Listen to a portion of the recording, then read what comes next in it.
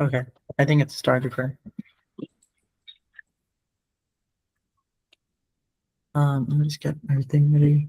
Like, okay, should I start? Sure. Go Yeah. ahead.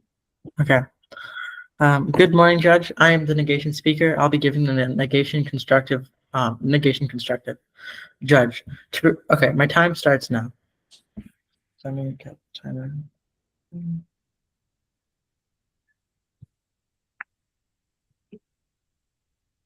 Okay, my time. Okay, good morning, Judge. I'm the negation speaker. I'll be giving the negation constructive. So my judge. So time starts on my first word.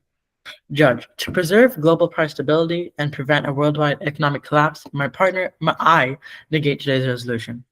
Resolve: the People's Republic of China should substantially reduce its international extraction of natural resources. To clarify, substantially reduce means a major cutback, and international extraction refers to resource extraction conducted by China outside of its sovereign territory. Contention 1. Reducing China's international extraction causes a global supply shock that destabilizes the green energy economy.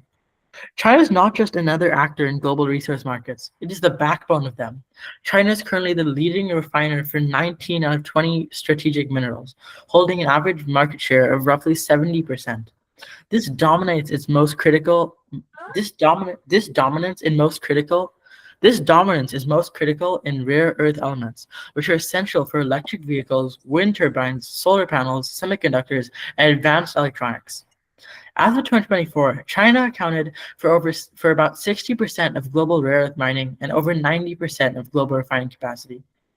This distinction matters because refining, not mining, is the real bottleneck. Even if other countries have raw materials, they lack the infrastructure, technical expertise, and regulatory capacity to refine them at scale. Building new refining capacity takes a decade or more, costs billions of dollars, and faces severe environmental and political resistance. That means China's role cannot be replaced in the short or medium term. China's dominance is even more extreme in permanent magnets, which are essential for EV motors, wind turbines, industrial robotics, data centers, and military systems. China produces roughly 94% of the global supply. Because these materials are inputs, not end products, any disruption causes a cascading failure across multiple industries. A substantial reduction in China's international extraction would not simply stabilize markets, it would remove the keystone holding them together, triggering immediate shortages and price spikes worldwide. This is not theoretical. China has recently expanded export controls on rare earth metals, compounds, magnets, and even products containing them. Many of these now require Chinese export licenses regardless of where final manufacturing occurs. After these controls were introduced, exports fell and prices surged. In 2025, rare earth prices in Europe reached up to 6 times higher than prices within China. In October 2025, China escalated further by restricting exports across the lithium-ion battery supply chain, including battery cells, cathodes, anodes, and even manufacturing equipment. China dominates this market as well, often controlling 80 to 95% of global market share in key inputs. These restrictions these restrictions directly threaten electric vehicles, renewable energy storage, aerospace defense, and consumer electronics. Because China already controls the majority of the supply, even limited reductions will cause global economic instability. The impact of these actions undoubtedly will lead to economic collapse and climate backsliding. And a substantial reduction in China's international extraction produces these three compounding harms. First, global inflation. Second, delayed green energy transition. And third, geopolitical instability. For those reasons, I strongly negate today's resolution. Okay. What? Can you guys hear me? Yeah, you're in twice, but one of your cameras frozen. Yeah, I don't know what happened. I got kicked out. Yeah. Oh, how much did you miss? Just like 5 seconds. Oh, okay. Okay. 1 second.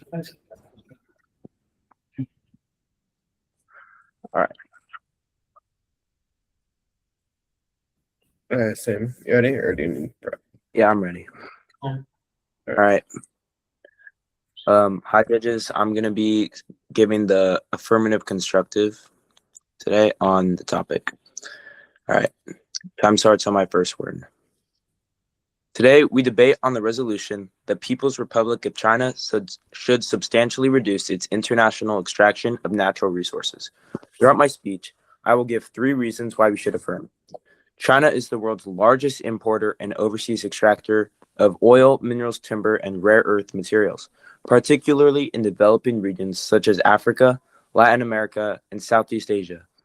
While China frames this extraction as mutually beneficial, the evidence we have shows it causes serious environmental damage, increases dependency from smaller countries, and fuels social and political instability. For these reasons, China should substantially reduce its international resource extraction. For my first contention, environmental harms. China's international extraction of natural resources causes severe harm to the environment. Research shows that China's global mining demand accounts for about 18% of mining-related forest destruction worldwide, the highest share of any country. In West Africa, Chinese demand for timber has driven widespread illegal logging, with Ghana reporting an estimated 540,000 metric tons of rosewood, equivalent to millions of trees, to China between 2012 and 2019, despite bans. Reports from the Atlantic Council further indicate that hundreds of thousands of acres of forests have been lost in regions tied to Chinese-backed industrial activity. This deforestation accelerates climate change, destroys biodiversity, and permanently damages ecosystems that local communities rely on for survival. In fact, on February 18th, 2025, a dam in Chambishi Copperbelt province holding mining waste from Chinese mining companies burst its walls and released acidic effluent into a watershed. This is a subsidiary of the Chinese government-owned China Non-Ferrous Metal Mining Group. The pollution killed fish, burned corn and groundnut crops, and led to the deaths of livestock, wiping out livelihoods of local farmers and posing harm to residents. For my second contention, economic exploitation and dependency. China's overseas extraction also harms the economic development of smaller countries by reinforcing dependency rather than promoting sustainable growth. Studies published in Sustainability show that Chinese foreign direct investment in developing regions is overwhelmingly concentrated in extractive sectors, prioritizing raw material exports instead of value-added industries. Most profits from these are traced back to Chinese state-owned enterprises, while local workers receive low wages and limited skills training. As a result, host nations become trapped in a resource dependency cycle that discourages investment in education, manufacturing, and long-term economic diversification. Reducing international extraction from China would help prevent this pattern and encourage development. In fact, analysts at the Wilson Center note that China's mining and extraction projects in Africa have sparked significant criticism because they often increase resource dependency without delivering broad-based development gains. These projects can crowd out local industries, limit technology, and keep host economies focused on exporting raw materials instead of building sustainable economic sectors. My third and final contention is social and political instability. China's practices abroad also contribute to social unrest and political instability.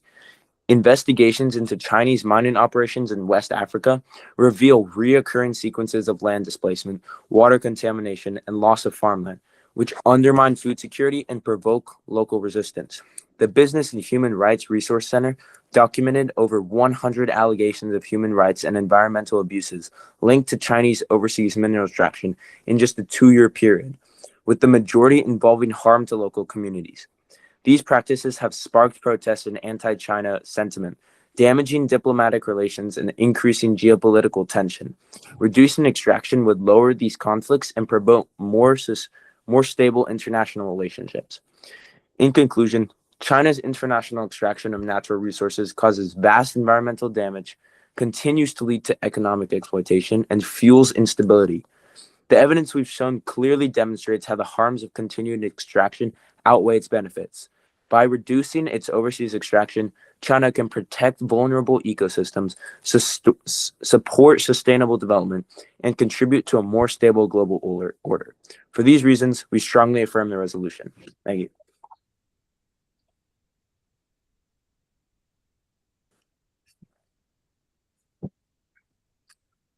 You ready for Cossacks?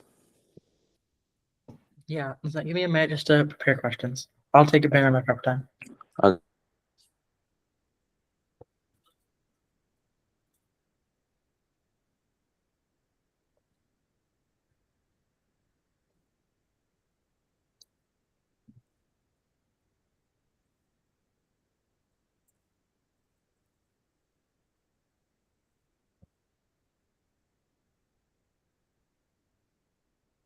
Okay, I think I'm done with cross. I took 17 seconds of prep time. I'm ready for cross. You can have the first question. Okay, thank you. So does your plan reduce the world's demand for critical minerals? Sorry, what do you mean plan? Like, So like if China were to leave, does the world's demand for critical minerals ever reduce? no, it doesn't reduce. Then who mines those instead? So the resolution states that China should substantially reduce its extraction, right? Yeah. All right, substantially reducing isn't completely getting rid of it. China can still mine. It's just we're hoping to reduce that a lot more so that it can protect the environment, but it's not completely gone, and there are still other countries that can fill in to help. Okay, so the other countries will fill in, but are they going to mine any less? Because the world's demand will stay the same. So then same things will be cut down just by a different person. Okay, but do you have like a guarantee that the other countries are gonna like mine the same? And Yeah, the world's demand. The world's demand just doesn't suddenly change. I remember there was a piece of evidence saying that China is also making a lot of green tech. So China can switch from mining these minerals and making green tech instead. Okay, you can take the next question. All right. So you were saying that if China were to stop mining, the global supply chain would like collapse and stuff, right? Yeah.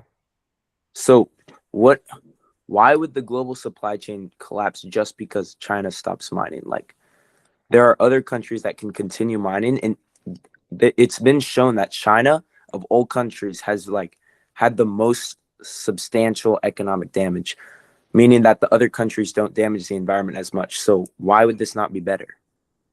So the important thing is that everyone can mine, right? But the problem is only China has the infrastructure to refine and actually make the final goods. So if other countries mine, there will be damage because they don't have the same capacities as China. Okay, so if China is the only person who has the ability to mine like with the least amount of effect, then why aren't they doing it? Why do they have the most effect? What do you mean by effect? You said that. Can you restate your answer again? You said that they had the most. I'm saying that China has the capabilities to refine the materials. So like when they get materials, they have the like infrastructure to actually turn the materials into something good. Okay. All right. Do you have any other questions? Okay.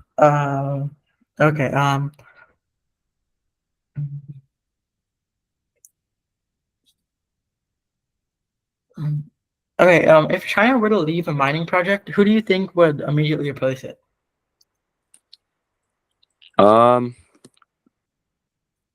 do you mean? Like if China So were let's say this does go into place, right? Like China would leave immediately. Who do you think would do it? Like who do you think would like pick it up? anyone could. Yeah, but then how does that? So they would say they'd mine the same like amount, right? They would mine the same capacity. There's no guarantee that they would mine the same But why would they not mine the same capacity? because they don't. Well, China is like a big country, right? So they mine a lot, even though it's not really necessary. So these smaller countries would see it's not as necessary and they wouldn't mine as much. Okay. I wasn't counting time, unfortunately. I don't know if that's time. Was it? I think. Okay, well, I'll just answer that just in case. Wait, can you phrase your answer? Sorry. Huh? Could you rephrase, Jan? I didn't really hear the These answer. smaller countries wouldn't need to mine as much. Okay, but the smaller countries, number one thing, a smaller country won't take its place. Probably a big country like the EU, one of the EU countries or America would take place. But even then, these countries aren't mining for themselves. They're mining to export the world, like how China does. They don't mine just specifically for themselves. They mine to export the goods to China and to like America and the EU. I think that's probably cross. Okay. I'll just go timer next time. Okay, so now it's gonna be, what is it after? It's your 3-minute rebuttal, I believe, right? Okay, I'm gonna take another like minute of prep time.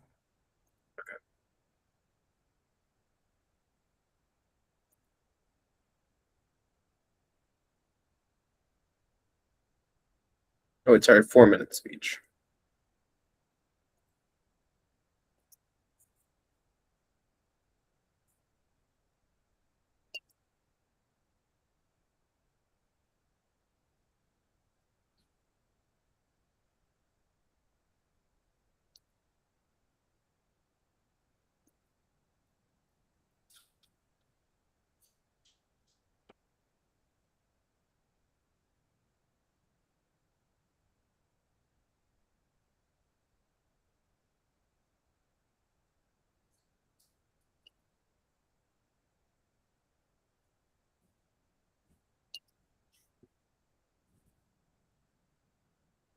Okay, I used some more prep time. I've used 47 seconds so far.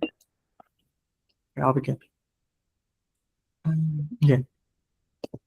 Okay, hello, Judge. My name is Arjun Biswas, and I'll be giving the rebuttal for the negation side now. Okay, so time begins on my first word. Judge, I'll begin on their first contention regarding environmental damage. The affirmative argues that reducing China's international extraction reduces deforestation, polluted water, and ecosystem destruction. But they never answer the most important question: where do the minerals come from instead? The world still needs lithium, cobalt, nickel, graphite, and rare earth elements to build batteries, electric vehicles, wind turbines, and solar panels. The demand for those items do not just disappear overnight. Their advocacy does not reduce global demand, it only changes the person who supplies it. If China mines less, another country has to mine more. Mine doesn't disappear, it simply moves around. That means environmental impacts they identify are relocated, not solved. Even worse, reducing China's production risks slowing the green energy transition. Critical minerals become more expensive, renewable energy projects are delayed, and countries remain dependent on fossil fuels for longer. Their environmental advantage actually turns into an environmental disadvantage. Next, on their contention on host country impacts, the affirmative claims that China actually exploits host countries and it leaves them worse off.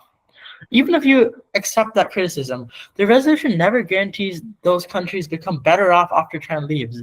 They never identify who will replace China and how that replacement improves local communities. Who knows that if other countries like America, the EU come in, why would they have any incentive to help those poor countries the same way China didn't help them? If China withdraws from a mining project, demand for those resources remains. Another company or country could step in to meet that demand. The affirmative assumes those replacement producers will provide better wages, better labor protections, and greater investments. But they present no evidence proving that their impact is.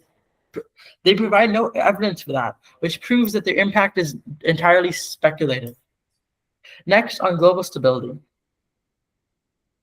They argue reducing China's influence creates a more stable international order. They argue that China's influence creates a more stable international order. The evidence points in the opposite direction. China currently refines the majority of the world's critical minerals. A substantial reduction in its international extraction does not create stability, it creates shortages. Shortages increase price, disrupt manufacturing, delay renewable energy deployment, and create competition among countries trying to secure limited supplies. That increases geopolitical tensions rather than reducing them. We've already seen this happen with China's export restrictions, where even limited reductions cause dramatic price increases across global markets. Imagine the effects of a substantial reduction. Okay, at the end of this contention, remember these three things. First, the affirmative never reduces global demand for critical minerals. Second, the environmental and host country impacts simply shift to other producers instead of being resolved. And third, their advocacy destabilizes the global economy and delays clean energy deployment while failing to achieve the benefits they promise. For those reasons, you should prefer the negation side. Thank you. Okay. 4 minute speech, right? Okay. You Yeah. ready? Opponents ready? You ready? Okay. I'm Colby Hay. I will be giving the second affirmative speech, which is the rebuttal. It is 4 minutes, and my time will start on my first word. Now let's think about this. What do we want to protect? The control of China over the world and the world trade? Or do we want to spread out that pain, or spread out that money and reduce the pain that China causes?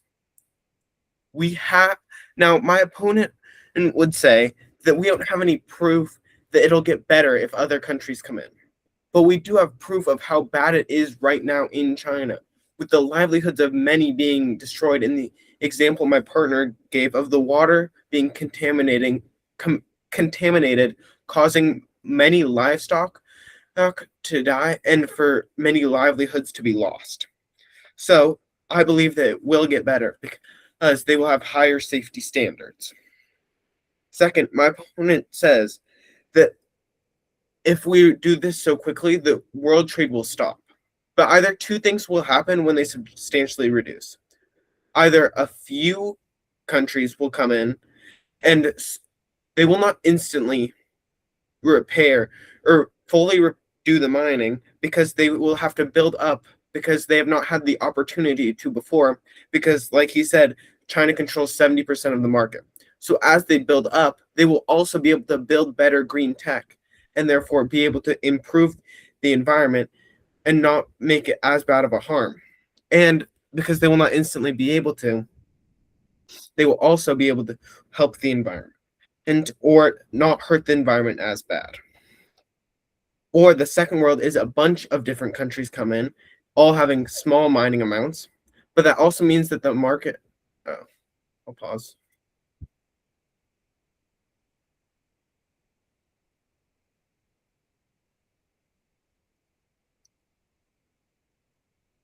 All right, good. You're muted, but I'm guessing that's good. Yeah, that's good. Okay. Okay. So, are we gonna go to the? Oh, I'm still doing my speech. I just paused because you're. Oh, okay. Thanks. Okay. Yeah, I just checked something. You're good. You can continue. Okay.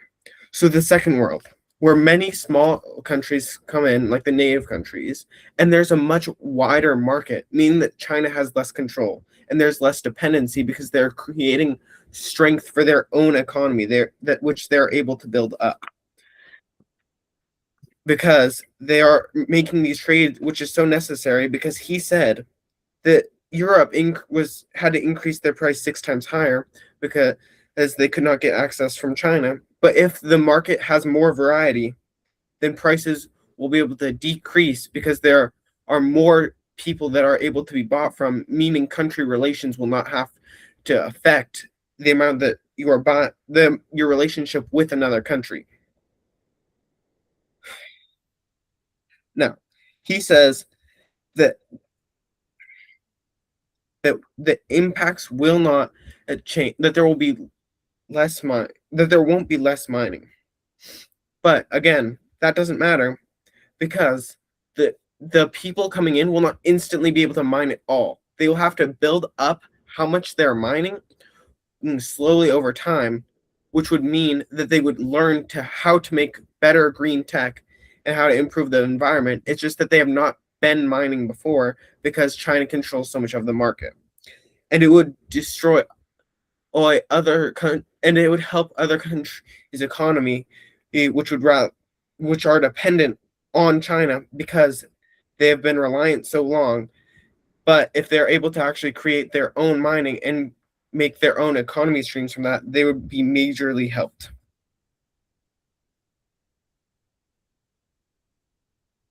So there would be shortages for a short time, but we are arguing for the long term. We want the future to be secured, and we don't have to tiptoe around China's regulations and what they want just because they control so much of the market. So please consider, would you rather have China have control of the market forever, or like Arjun said, or the opponent said, around the next 10 years, prices will rise, but then and there will be a fairness. Thank you.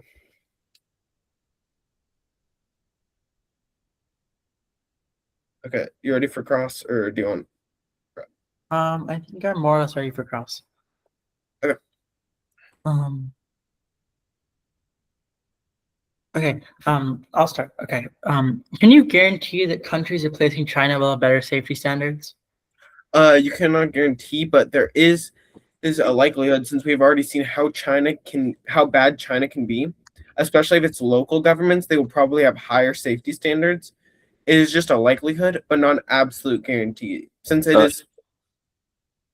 To add Yeah. on to that, we can't guarantee that It's not grand. It's not we grand. can't guarantee that the countries filling in Yeah. we will No, be it's not better, grand. but we Yeah. can guarantee that China right now is being bad. That's the only thing that we can guarantee, and that's why we're trying to No, change. it's not grand cross yet. It's not? It's just a single No. cross. Oh shit. Okay. Okay, you can take the next question. Okay. So you say that uh that there is like the reliance on other countries, like that they're actually being helped by China, and but like, can you explain like how they're being helped, or not that they're being helped, but like that removing it China will cause like harm to their economy? Harm to the like individual countries? Yeah. If you remove China, then the main source of money, then all of the infrastructure that built up will just magically go away. And so this means that when other countries, like let's say the EU and the America and all these big countries do come in, let's say they even are better somehow, then they won't have the same infrastructure to mine as much, and the countries will gain less money. So immediately, regardless of what happens, if this doesn't go through, the individual countries will 100% take a hit to money. But if that is true, who won't we have already said, and with evidence, that they are barely being paid. So if that low amount is being reduced, and they're still being paid some, because it says substantially reduced, not completely reduced, wouldn't that still be worth it in the long run to secure this country's economy in, like you said, 10 years, until, well, they're like, I believe it was like they're a decade to refine, like they're a decade behind. Yeah, the main problem here is that it's speculative, because first, we can't guarantee that these countries replacing will have better safety standards, and number two, would you get that like possible benefit for the fact that for these next 10 years they're going to be completely starved of most of the income? I don't think it's a better opportunity. Okay, but as I've already said, you do not respond to the point that they're already being paid so little, as my partner pointed out in his first speech. How much will that loss affect them if they're able to build up their own mining, or if the deals are secured so quickly, like you were saying, from the big countries, then they will already be starting to make money. So how will they be losing money that quickly? They'll be losing money because these countries like America and the EU, they don't have the same infrastructure to make it immediately. So let's say they make like 1/10 of the money, unless they pay these countries 10 times more than China, which they probably won't. It doesn't make sense. They won't. They'll definitely take an economic hit. Okay, I think that's cross. Okay. Okay. So what's off of this? Your guys's, are they 3 minutes or 2 minutes? 2 minute summary. Okay. Okay. I'll take a minute of prep time probably. Okay.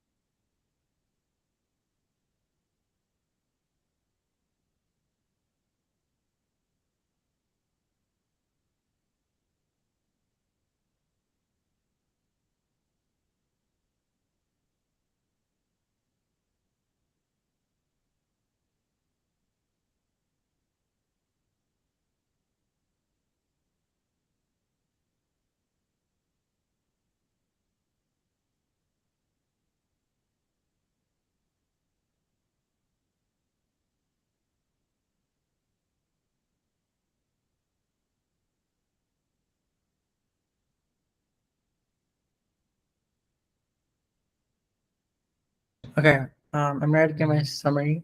I've spent about 2 minutes and 18 seconds of prep time. Okay. Hello, Judge. My name is Arjun Biswas, and I'll be giving the 3-minute 3-minute negation summary. Judge, this round comes down to certainty versus speculation. The affirmative case depends on what would they hope what happens after China reduces extraction. In Crossfire, we talked with them, and they said that we hope that other countries that replace China's production would be better and have better safety and environmental standards, even though there's nothing guaranteeing those countries will be better. And the resolution doesn't prove anything like that the other countries will definitely 100% be better.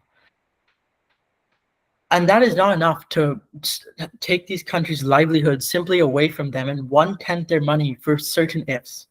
On environmental damage, they never reduce global demand for critical minerals.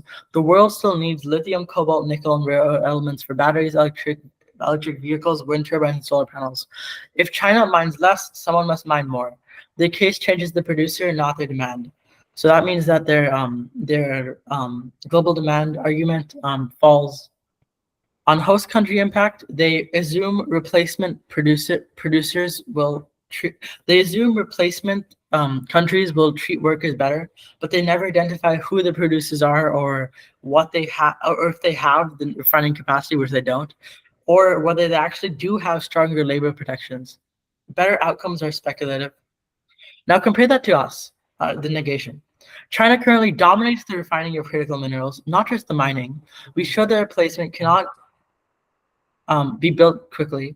So if China substantially reduces international extraction before alternatives exist, so if China substantially reduces international extraction before alternatives exist, supply falls immediately. That means shortages, higher prices, delayed renewable energy projects, and continued reliance on fossil fuels. Judge, this is the most important part.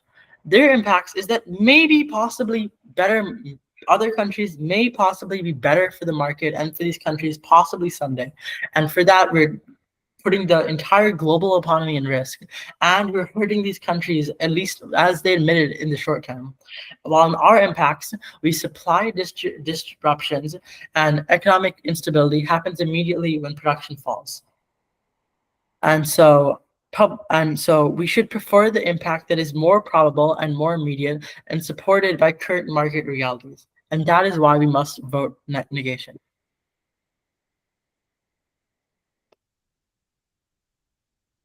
Is Colby good? Colby, you good? You're muted.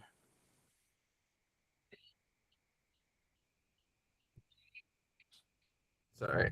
I messed something up on accident because I had to plug in my computer. Mm-hmm. Sorry. All right. You take prep or are you good? I don't need prep. I'm good. Okay. All right, Judge, I will be giving the 3-minute summary for the affirmative today. Or is it 2 minutes or 3 minutes? Arjun, you know? 3? Okay. Sorry. All right. Time starts with my first word. Judge, at the end of this round, the only thing that matters is whether China's international extraction does more harm than good. To answer that, the affirmative clearly wins on 3 key issues: environmental destruction, economic exploitation, and long-term instability.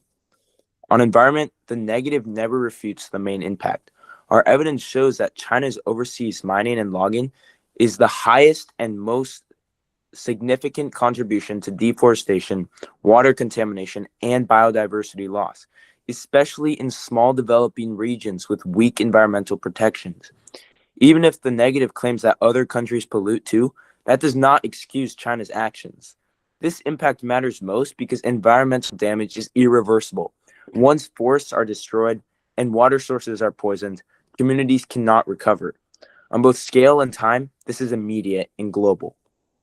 Second, on economic exploitation, we show that China's extraction traps host countries in resource dependency. The negative argues that countries can consent to these deals or receive infrastructure, but consent under economic desperation does not equal fair benefit. Most profits flow back to Chinese state-owned enterprises, while local economies remain dependent on raw materials exports instead of developing sustainable industries.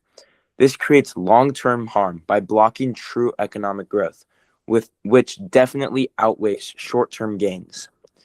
Third, on instability, Chinese extractive projects have sparked protests, land disputes, and anti-China backlash. This isn't just a local issue for China. It damages diplomatic relationships across the globe and increases tension. The negative never answers why continued extraction won't keep fueling conflict. Reducing extraction decreases the risk of violence and long-term instability. Judge, you should rely on our proof of assured benefit. When weighing this round, prioritize long-term impacts over short-term economic gains. Environmental destruction, economic dependency, and instability persist far longer than any temporary growth from extraction. Because the affirmative demonstrates greater magnitude, longer time frame, and higher probability of harm, we clearly win. For these reasons, we urge you to vote affirmative. Thank you. All right, Grand Cross, right? Yeah. Same Okay. here. All right. So on your point that China's extraction causes damage, as you mentioned, how China cuts down all these trees and is the main producer for all these bad things. So does reducing China's extraction reduce the world's demand for critical minerals? No. So if the demand stays exactly the same, who mines the materials instead? There are multiple possibilities, like I mentioned in my speech. It could either be multiple small countries or a few larger countries who come in. But the same environmental damage does happen, right? Theoretically, but No, not is not guaranteed, because the countries would take more time to create the amount of mining that is needed. They would also be able to develop green tech as they're growing their mining. So their green tech would develop with the mining. And China, we have specifically shown that China has been one of the greatest contributors to deforestation and environmental damage. It's not other countries that are doing the same. It's I know, China. but in the resolutions world, that blame would just shift from China to other countries, because China is currently the one who does it. But if this happens, then the same demand will happen just to other countries. You guys can take the next question. All right, Colby, you go.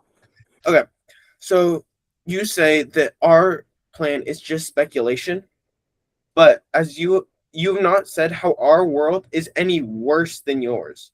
So at the worst, it'll be at the same bad as the current. The only possible thing is that it can be better. So why would we not try and make it better if it is likely, even if it's not 100% guaranteed? The problem is that although when all of your points are speculative, they have harms with them. For example, what if China were to pull out, all the other countries come in, the immediate environmental damage to the global economy would be devastating. And not only that, to these poor countries, they can't just have their main source of income just leave their country, and so they would take about like a 90% hit to profits. During your speech, you said it was 10% of profits came from the mining, but so if they only lost 10%, and if the other countries came in so quickly to replace them, how much would really be lost? Or if they even built up their own mining, if it would only be lost for 10 years, how much do you think would that really affect them? I think it would affect them heavily, especially as poor countries don't have enough money. Losing 10% of their money from only mining just shows you how much scale China has in these countries. And not only that, the global economy is probably the biggest thing, because the entire global economy will crash. There's a chance of that. Yes, exactly. Not for the crashing of the economy, but since it is 10% of their economy, they will be able to recover. But it also shows their country's dependency, meaning that they don't have the opportunity to escape China, and it's showing that they are forced to work under these bad regulations. If this mining is so vast and so important for the economy, but they're only being paid 10%, can you to me how that is fair and how it won't get better when more countries have to come in, so more of the economy will be boosted. It's not fair to the countries, but it's needed for the countries because they can't take this monetary damage by China leaving. Which I agree isn't fair, but if China does leave, then these countries would be worse off anyways. So although I agree it's not fair, it's something they have to deal with because if they do leave, there's a huge chance that everything fails for them. Also, a chance that it gets better for them.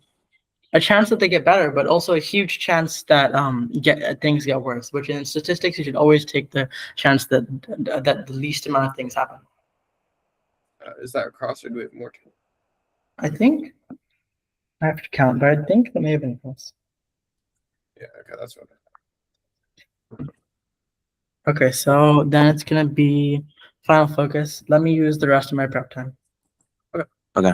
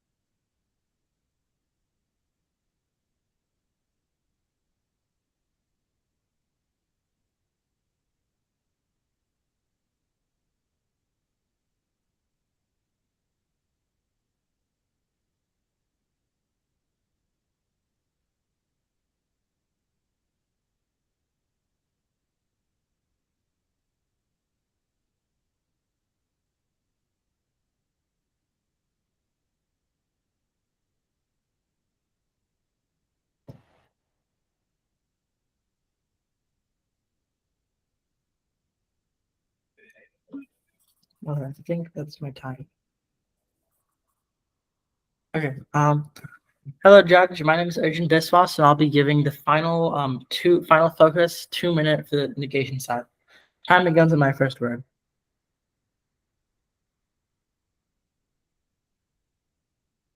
Okay. Judge, this round comes down to one simple question.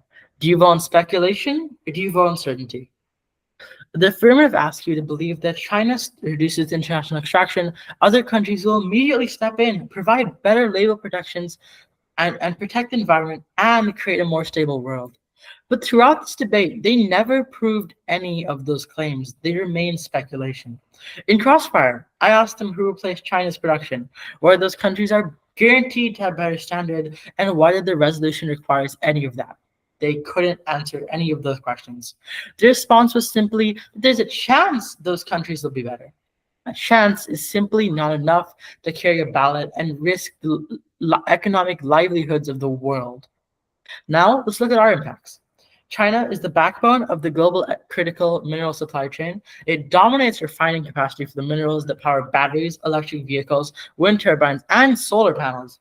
If China substantially reduces international extraction before replacement capacity exists, supply falls. When supply falls, while demand remains the same, shortages occur, prices rise, renewable energy projects are delayed, and countries rely on fossil fuels longer. Those aren't predictions, they're basic economics. And we've already seen similar disruptions when China imposed export restrictions. Now let's think a little more deeply. The affirmative tells you to prioritize long-term benefits over temporary economic disruption, but they never actually prove those long-term benefits actually will happen. You cannot simply weigh impacts that are purely speculative over harms that are immediate, probable, and supported by evidence.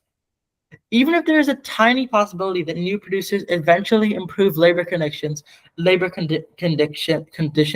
or environmental practices, the possibility does not outweigh the certainty of global supply chain disruption. For those reasons, we proudly urge a negation ballot. Thank you. Okay, I think I'm gonna take a little prep. All right. We haven't done this.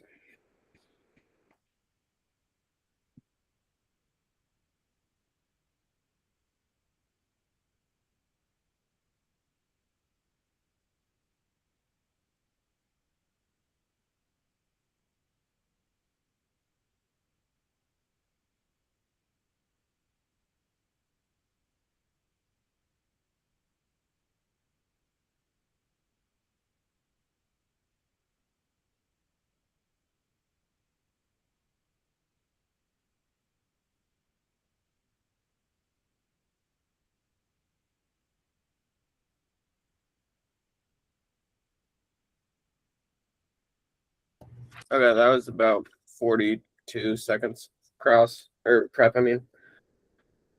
Okay. I'm Colby Hay. I'll be giving the 2-minute final focus for the affirmative, which is the last speech of the debate. And we'll begin on my first word. My opponent would like to make the argument that this debate is certainty versus speculation. But then, during his argument about his harms, he would use words such as probable, meaning that his harms are neither guaranteed.